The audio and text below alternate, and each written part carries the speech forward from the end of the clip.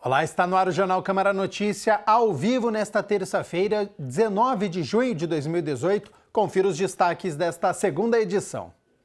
Na reunião da comissão especial que analisa a situação dos moradores de rua, representante da prefeitura informa que banheiro público vai ser construído na região do centro.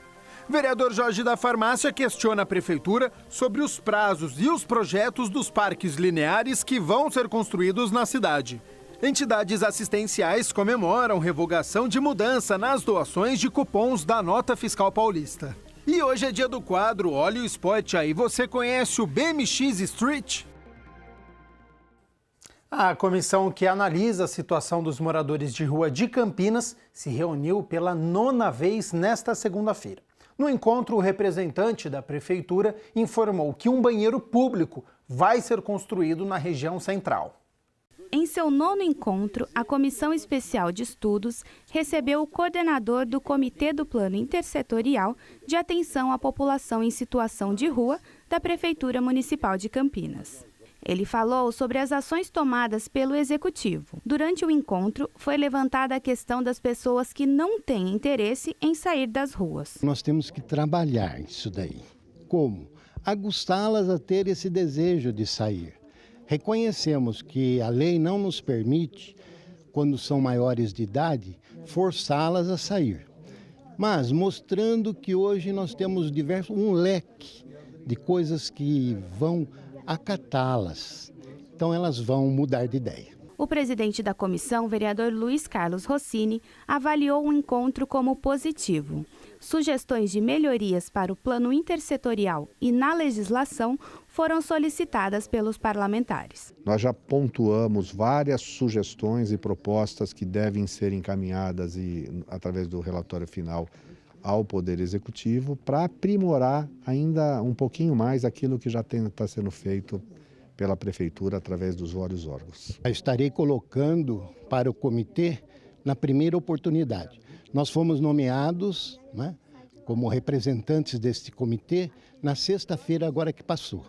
Então, logo mais teremos uma reunião e eu vou expor o pensamento dos vereadores, mas já está acatado. Tudo aquilo que é de bom, nós acataremos, com certeza. Presentes no encontro, os vereadores Marcos Bernardelli, Paulo Haddad e Carlinhos Camelot pediram celeridade da administração pública para resolver a questão. O presidente da comissão falou ainda sobre os próximos passos do grupo e das conquistas já obtidas. Reunião desse tipo, talvez essa seja a última, né?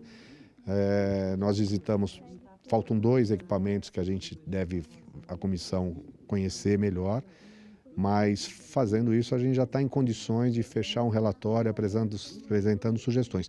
Por exemplo, saiu numa das reuniões a necessidade de ter um banheiro público na região central. Dotar a região central de um banheiro público hoje é uma prioridade, surgiu ao longo da discussão e hoje nós vimos aqui, né, do Mário Dino, que já existe uma proposta em parceria com a Sanasa, a SIC, já tinha manifestado isso na reunião, né, de resolver esse problema. Eu acho que isso já vai ser uma grande contribuição, né? Não só para essa população em situação de rua, mas para toda a população que convive no centro. Para a continuação dos trabalhos, foi apresentado durante a 37ª reunião ordinária um requerimento solicitando prorrogação da comissão.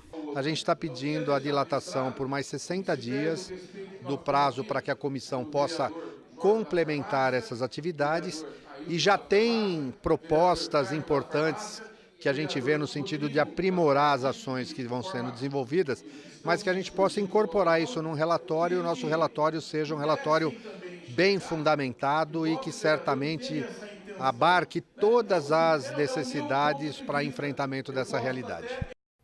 O secretário de Saúde, Carmino de Souza, participou da reunião da Comissão de Política Social e Saúde. Ele apresentou um balanço do primeiro quadrimestre das ações da pasta. Durante a reunião, o secretário de Saúde explicou sobre as ações da pasta e falou sobre medidas tomadas para combater as doenças sexualmente transmissíveis, tuberculose e hanseníase. Ele também mostrou a importância de realizar o pré-natal. A pasta da saúde trabalha com um orçamento de R$ 1,3 bilhão Para o presidente da comissão, a participação do secretário é importante para que eles possam trocar ideias sobre a área. Nós vamos tentar, eu já conversei com o pessoal de comissão, de começar a trazer o secretário aqui e a gente começar a inquirir as questões. Isso é importante para nós, né? Porque além da gente deliberar as questões dos projetos de saúde, o secretário dá subsídio para que a gente possa repassar isso via TV Câmara para a população e via nós mesmos, né, para os nossos eleitores, para as pessoas que nos seguem. O secretário de Saúde mostrou também que o número de mamografias realizadas em Campinas aumentou. Com isso, a cidade deve atingir a meta de exames que tem como objetivo ajudar na prevenção do câncer de mama. Nós temos aproximadamente 100 mortes por ano por câncer de mama e esse número ele não está diminuindo nos últimos anos e nas últimas décadas. Então, só um trabalho de rastreamento, quer dizer, a busca ativa, com diagnósticos mais precoces, é que vão poder reduzir essa questão da mortalidade. Então, eu acho que a gente está criando condição. O ano que vem nós vamos ter o AME, que também vai ter mamografia, então nós estamos criando condição para não termos fila mais com mamografia. Outro dado comemorado foi em relação às doenças arboviroses. A dengue, por exemplo, já está no 3º ano em que poucos casos foram registrados. Além disso, não houve nenhuma morte desde 2016.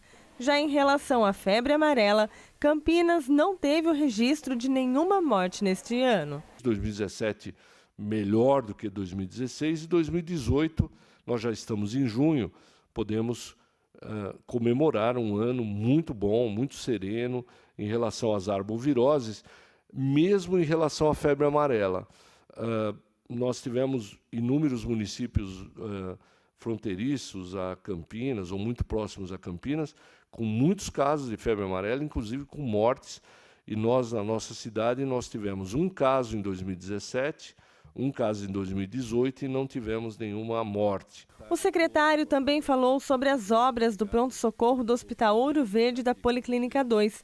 Ao final da reunião, o presidente da comissão disse que vai enviar uma moção para pedir o prédio da Receita Federal para que seja feita a ampliação do Hospital Mário Gatti. E essa questão do prédio da Receita Federal, ministro, era imprescindível para a cidade de Campinas que o governo federal cedesse aquele prédio, que a gente pudesse usar como uma extensão do Mário Gatti, que é um prédio que está subaproveitado, né? Nós já falamos, o secretário pediu que a gente reiterasse isso, para que a gente pudesse aproveitar lá, que é um local grande, é um local que tem espaço e que vai aumentar a capacidade dos leitos de saúde, de atendimento do Mário Gatti. Vamos ver como está o trânsito de Campinas neste fim de tarde de terça-feira pelas câmeras da Sincamp, a central integrada de monitoramento da cidade, imagens em tempo real. Olha só, Senador Saraiva com a Bernardino de Campos, trânsito fluindo, a gente vê aí o corredor de ônibus, né? Bastante ônibus neste momento no corredor, mas o trânsito está fluindo nas duas vias. E neste momento, Francisco Glicério com a Conceição, também fluindo muito bem no centro da cidade, na Glicério, uma boa notícia, né? Olha só, o vereador Jorge da Farmácia protocolou um requerimento pedindo informações sobre os prazos e os projetos dos parques lineares que vão ser construídos na cidade. O vereador Jorge da Farmácia quer saber sobre o prazo da construção dos 43 parques lineares que vão ser construídos em Campinas e em entrevista ele justificou o requerimento. Campinas foi contemplado, vai ser contemplado com 43 parques lineares e aquela região onde que eu trabalho intensamente ali, que é no Parque Vianorte, nós temos ali um córrego. E eu gostaria de saber do Executivo se o Parque Vianorte vai ser contemplado com esses parques lineares que vão sair aqui na cidade de Campinas. A construção desses parques lineares é resultado de contrapartidas de empresas e, além dos benefícios de lazer, também traz benefícios de urbanização. Um parque que vai ajudar bastante, principalmente que tem os córregos ali, então, devido a ter os córregos, começa a assorear demais. E fazendo esse trabalho com parques lineares, vai acabar esse problema. Além disso, poderemos fazer também ali a ciclovia, uma área para as pessoas fazerem as suas caminhadas matinais, ou seja, é um requerimento que eu estou fazendo para ver se o Executivo, aquela região do Parque Via Norte, que é uma região muito antiga e necessita de um parque linear naquela localização. De uma maneira ou outra, eles vão contribuir para o meio ambiente. Então, nessa contrapartida, eles vão fazer esses parques lineares. Entidades assistenciais comemoraram a revogação da mudança nas doações de cupons da Nota Fiscal Paulista. A participação da Câmara foi importante para isso. Uma moção de apelo aprovada pela Câmara em março deu resultado. O documento, de autoria do vereador Nelson Osseri, pedia o restabelecimento das regras de doações dos cupons fiscais da Nota Fiscal Paulista para entidades assistenciais e sem fins lucrativos. E o governador Márcio França atendeu aos pedidos das instituições para garantir o retorno das urnas solidárias aos estabelecimentos comerciais, o que gerou nova moção do parlamentar, dessa vez de apoio à decisão. Foi uma moção apresentada ao senhor governador, me sensibilizei com as entidades que dependem e muito da caixinha solidária da Nota Fiscal Paulista, me reuni com essas entidades. Existiu um diálogo para que retornasse e o governador acatou esse nosso pedido, o pedido das entidades, e voltou com o trâmite normal da Nota Fiscal Paulista. De acordo com o vereador, as instituições acabaram prejudicadas com as mudanças promovidas por causa da burocracia. Quando voltaram para o trâmite burocrático, antigo, que era a base de cadastro na internet, cadastro dos números da nota fiscal. Então o munícipe ele não tem esse tempo, é tudo muito corrido. Depositar na caixinha solidária é muito mais fácil. E isso ocorreu e agora a nota voltou. Para o presidente da APAC, a Associação de Pais e Amigos da Criança com Câncer, a influência da Câmara foi fundamental para a revogação das mudanças. O fato da Câmara se envolver é fundamental, porque é dever da Câmara Municipal estar representando a sociedade, então isso já é fantástico. O posicionamento é coerente, porque vem aí em consonância com a necessidade das instituições. Os recursos provenientes dos cupons fiscais representam um ganho no orçamento das entidades assistenciais. Nessa instituição, corresponde a 30% do valor total do orçamento, um incremento e tanto para quem faz o bem para as pessoas. Com a primeira alteração, houve uma queda significativa por conta da forma com que as pessoas faziam essa destinação. Então, nós perdemos significativamente o índice de recursos. E agora nós esperamos até o final do ano, mantendo o uso das caixinhas, a gente espera até o final do ano retomar e poder receber pelo menos o mesmo percentual do ano passado. Para o vereador Nelson Osseri, quanto mais opções de doação das notas, melhor. Todos aqueles que querem doar, aquela nota para uma entidade, pode voltar a depositar na caixinha solidária. Além das urnas solidárias dispostas nos estabelecimentos, as pessoas ainda podem fazer as doações dos cupons fiscais para as entidades de sua preferência pelo aplicativo da Nota Fiscal Paulista. Todo o esforço é bem-vindo. Ela é fundamental. Não só a parte financeira, mas porque também ela começa a incentivar a sociedade a se inserir nesse meio que é a ajuda social, a ajuda às pessoas, às necessidades das pessoas, porque as necessidades são inúmeras. Não só casas de apoio como a nossa, também como instituições que acabam literalmente fazendo o trabalho do Estado.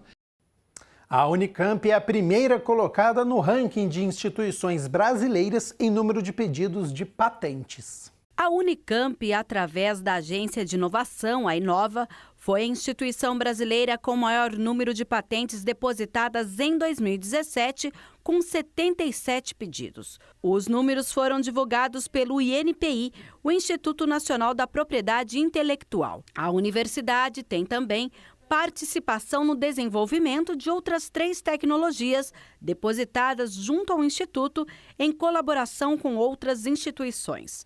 No ano passado, a Unicamp havia conquistado a 2ª colocação no ranking, com 62 pedidos, e agora comemora o 1º lugar. A patente não deixa de ser uma forma de indicar o quão inédito o quão potencial de inovação está sendo desenvolvido aqui dentro da universidade com o objetivo de transferir para a sociedade.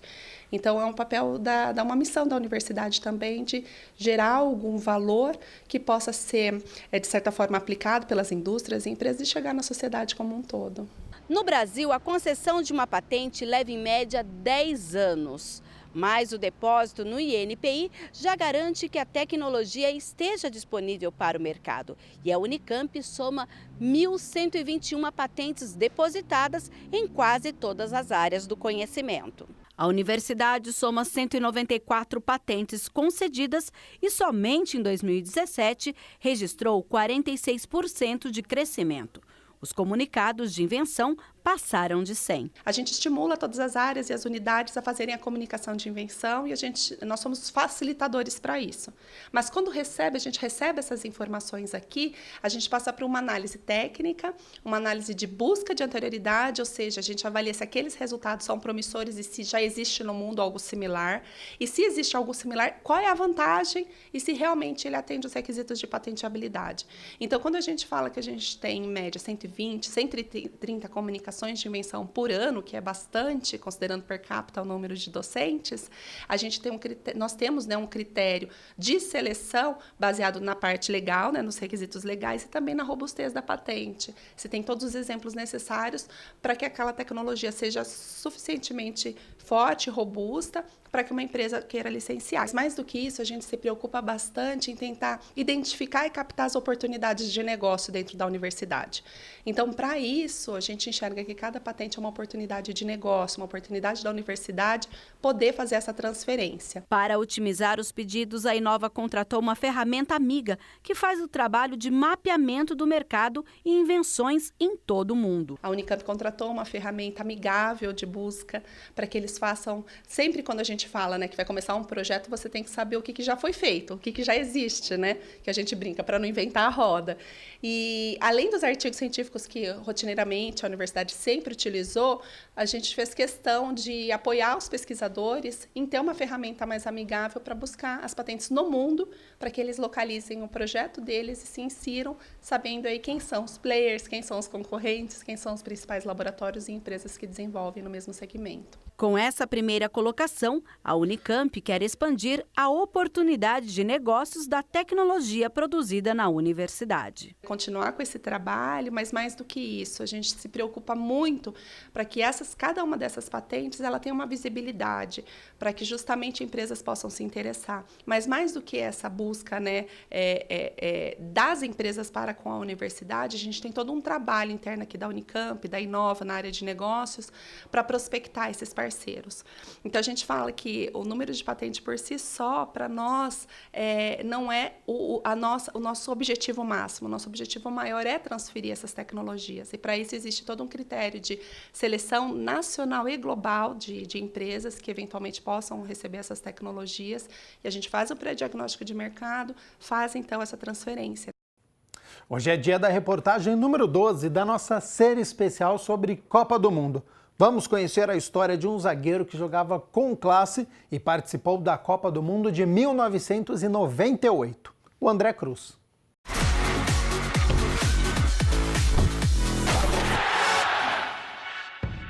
Ele nasceu em Piracicaba, 70 quilômetros distante de Campinas. Em setembro, completa 50 anos de idade, com muita história para contar. André Alves da Cruz, mais conhecido como André Cruz, começou nas categorias de base da Ponte Preta. Saiu do time campineiro para o Flamengo e, em seguida, já na Europa, fez bonito na Bélgica, Itália e Portugal, onde integrou a equipe do Sporting. Já na seleção brasileira, conquistou a Copa América em 1989. Nossa, minha convocação foi um pouquinho difícil para mim, porque eu estava voltando de uma lesão. Graças a Deus eu consegui recuperar rápido e voltar a jogar. Com a lesão do Márcio Santos, acabei sendo convocado. Então esse aí foi um negócio que ficou bastante marcado para mim. Em 98 estava lá, na Copa da França, integrando a nossa seleção eliminada na final pela dona da casa. Uma situação que, segundo o craque, fica na lembrança. Fica, obviamente, o último jogo, né? O problema que o Ronaldo teve. Eu sempre falo que não é questão de se justificar por um jogo muito ruim, né? Mas aquilo tirou um pouco o foco da equipe, que nos atrapalhou.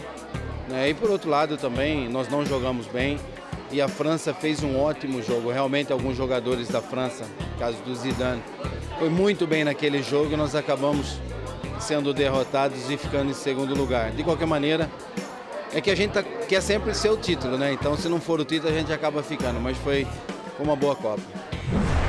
Sobre a equipe comandada por Tite, que está disputando a Copa da Rússia, André vê chances de conquista. Dá, acredito que dá sim. Nós temos grandes jogadores. Se a gente for pegar individualmente os nossos jogadores, todos eles jogam em grandes clubes, seja lá fora ou seja aqui no Brasil. Temos muita qualidade e nós precisamos usar essa qualidade em prol do grupo e eu tenho certeza. Nós podemos fazer uma boa Copa e voltar com o Hexa. Já sobre um finalista contra o Brasil, o ex-zagueiro enxerga algumas alternativas. Eu vejo a Alemanha como favorita, vejo a Espanha, obviamente o Brasil como favorito, vejo a Alemanha como um forte, talvez até um pouco mais forte que o Brasil como favorito. A Espanha, depois nós temos a França, a Inglaterra. Eu vejo uma surpresa a Bélgica, então é difícil. Que seja o Brasil na final, contra quem isso não tem importância. E depois é óbvio que vence. Então, hora da gente dar uma passeada pela Rússia, pelas lentes do fotojornalista Rodrigo Vilauba. Ele está em Moscou, acabou agora há pouco. O Senegal venceu a equipe da Polônia por 2-1, um resultado surpreendente, hein? Imagens bem bacanas da partida. Ainda sobre este grupo, o Japão venceu a Colômbia por 2-1. Este é o grupo H da Copa do Mundo. Vamos lá para o esporte falar de uma modalidade diferente?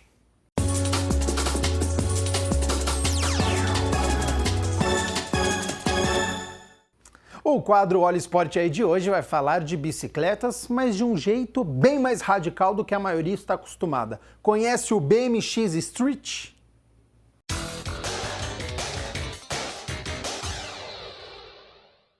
Todo mundo sabe andar de bicicleta, mas que tal dar um toque mais radical a essa prática? Hoje nós vamos tratar do BMX Street. Olha o esporte aí! A bicicleta sempre foi um meio de transporte, mas se no caminho entre o ponto A e o ponto B houver algum obstáculo, o jeito é passar por cima. Essa é a ideia do BMX Street, uma das derivações do freestyle, modalidade em que as manobras contam mais do que o trajeto percorrido. O street a gente anda em caixote, corrimão, obstáculo que lembra a rua mesmo em si e escadaria, mais obstáculos assim, manobra mais rápida e técnica. Você faz as manobras muito rápidas, equilíbrio, é mais isso mesmo. Tipo, andar em cima do corrimão com as duas rodas, andar na parede, fazer umas coisas mais assim. Para arriscar as manobras, o atleta depende de uma bike própria para isso. Ela é totalmente adaptada para o BMX Street. Tipo, para o BMX Racing, a bicicleta aqui ela é mais reforçada aqui na frente. A coroa que elas usam são maiores, eles chamam de catraca no deles. O nosso não é catraca, é cog, porque ele é integrado no cubo. Tipo, é uma peça só, não é duas peças separadas que se encaixam. Aqui é uma peça só, aquele é menorzinho também. E é tudo adaptado para andar nessas rampas, para andar no corrimão e não ficar batendo a coroa e quebrando o tempo todo. Essa é a questão da coroa. Por falar em quebrar, o atleta também precisa ter um quê de mecânico, pois as manutenções são constantes. Costuma quebrar o tempo todo, a gente ao longo do tempo aprende a arrumar a maioria das peças que tem aqui na bicicleta. Porque se for ficar dependendo de bicicletaria, você vai à falência, só andando de bicicleta, levando ele para fazer manutenção para você. É coisa do tipo raio, tudo você tem que aprender a montar porque vai quebrar, e vai quebrar bastante. Para realizar as manobras, o atleta precisa de muita dedicação e persistência nos treinos. Na verdade são todas muito difíceis, não tem uma que eu peguei e falei, nossa, foi muito fácil aprender, não teve. Até pular, simplesmente pular com a bicicleta, todo mundo vai ter dificuldade para aprender no começo, porque você tem que pegar a manha com o corpo, é tudo uma expressão corporal mesmo. Matheus, a gente está vendo você fazer as manobras e percebe que usa-se muito o aspecto físico para conseguir fazer a manobra, é isso mesmo? A maioria das manobras, na verdade todas, é muito execução corporal mesmo, é o jeito que você fica com o corpo, é o jeito que vai ser sempre a mesma posição corporal que você vai ter que ficar para executar certa manobra. Toda manobra você vai ter que executar tal posição e ficar de certa forma para você conseguir acertar ela todas as vezes. E é muito diferente do que a turma está acostumada a andar só na rua. 100% diferente, 100% diferente. Mas todo mundo está preparado para conseguir andar de bicicleta. Quer tentar? Vamos tentar, vamos ver se essa transição é fácil de fazer. Bom, em primeiro lugar, capacete, né, para garantir a segurança. Boa.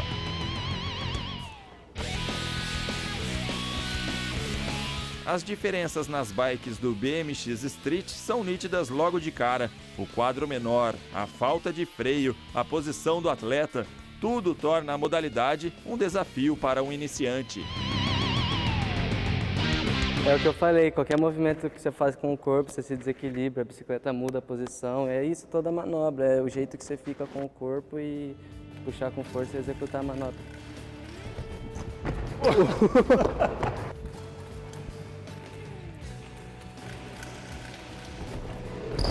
Nossa! De novo. Melhor ficar por aqui antes que eu me machuque de verdade. Até a próxima semana com mais Olha o Esporte Aí. Tchau, tchau.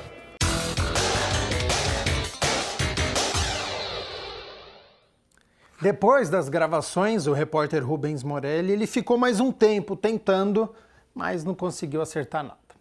Hoje é dia de futsal aqui na cidade, hein? Daqui a pouco, às 7h45 da noite, acontece a 9ª rodada da Liga Paulista de Futsal. O Pulo do Gato recebe a equipe de Dracena.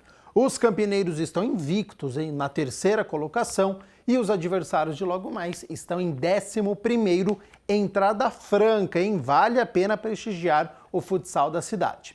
Essa edição fica por aqui, a gente se vê amanhã ao 12:30 na primeira edição. Até lá, tchau, tchau!